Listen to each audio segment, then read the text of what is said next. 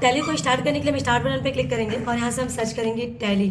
ठीक है, tally ERP 9 हो या टैली प्राइम हो या टैली 9.0 हो, सब में सेम प्रोसेस है कंपनी बनाने का।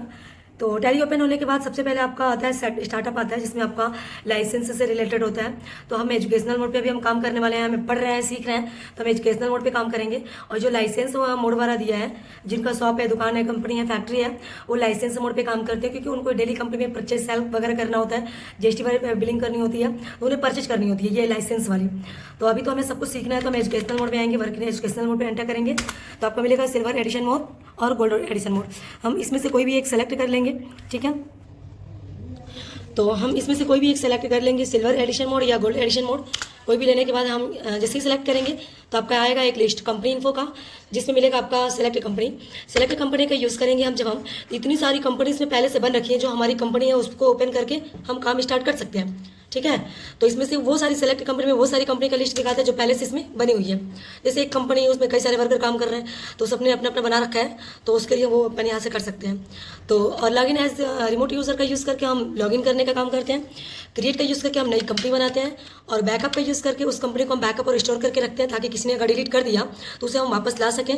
और क्विट का यूज़ करके हम पेज को बंद करते हैं। तो प्रेजेंट में तो हमें सीखना है, हमारा फर्स्ट डे है, तो हम अभी सीखना में है, तो हम क्रिएट कंपनी में जाएंगे और इसको एंटर करेंगे।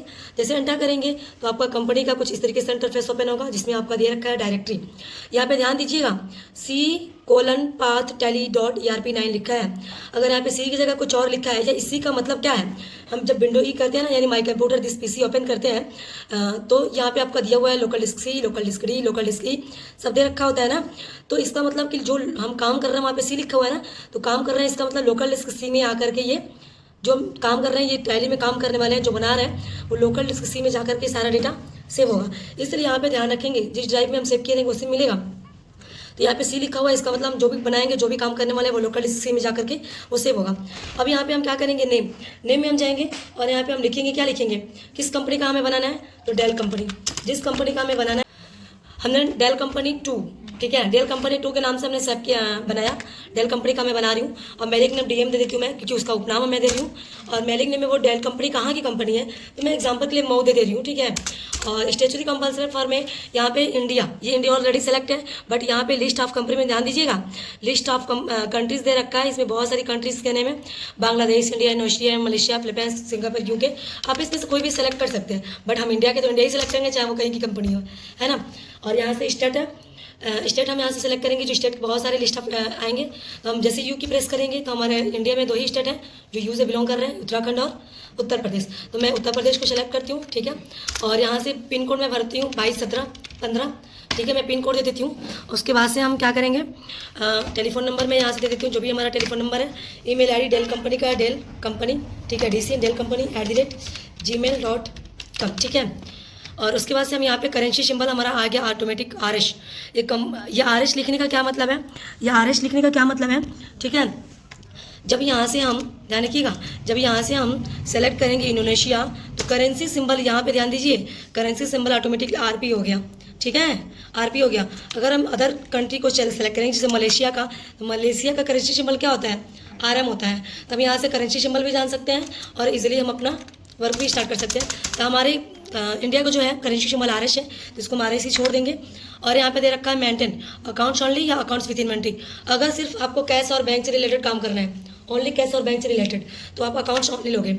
अगर आपको कैश, बैंक और गुड्स दोनों के साथ लेन देन आपको करना है, तो अकाउंट्स विथ इन्वेंट्री लोगे।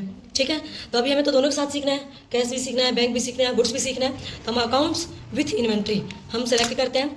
और यहाँ पे फाइनेंशियल ईयर फ्रॉम दे रहा है, तो यहाँ से मैं डेट मेरा वही रहेगा, यानी 1 तारीख ही रहेगा, और 4 तारीख मंथ भी हमारा सेम रहेगा। बस आप ईयर चेंज कर सकते हो। क्यों कर सकते हो, क्योंकि फाइनेंशियल ईयर जो होती है हमारा 1 अप्रैल से स्टार्ट होती है, तो हमारा एक और मंथ और डेट चेंज नहीं होगा, ईयर हम चेंज कर सकते हैं। और बुक्स बिजनेस फ्रॉम में हम यहाँ पे सम डेट या 31 मार्च 2026 हम दे सकते हैं। और यहाँ पे पासवर्ड सिक्योरिटी कंट्रोल वाला आएगा, तो अगर हम पासवर्ड लगाना चाहेंगे तो हम यहाँ से यस करके पासवर्ड लगा सकते हैं। बट यही पासवर्ड लगाने में होता है कि कंपनी हमारे ढूंढने में दिक्कत होती है, सीरियल वाइज देखते हैं, क्योंकि जब कंपनी हमारा वहाँ पे दिखाते हैं तो स्टार में दिखाता है, तो हमें थोड़ी सी दिक्कत होती है। अगर हम यहाँ पे पासवर्ड नहीं लगाते तो हमारे सीधे डेल कंपनी के नाम से मिल जाएगी। अभी कंपनी एंटर करते करते हमने एक्सेप्ट करा दिया, हमारी कंपनी 100% यहाँ पे हो जाएगी, तो हमारी कंपनी बन जाएगी। अब हम देखेंगे कि 100% हो जाने के बाद कि हमारी जो कंपनी डेल कंपनी 2 हमने बनाया वो जा करके कहाँ से हुआ है।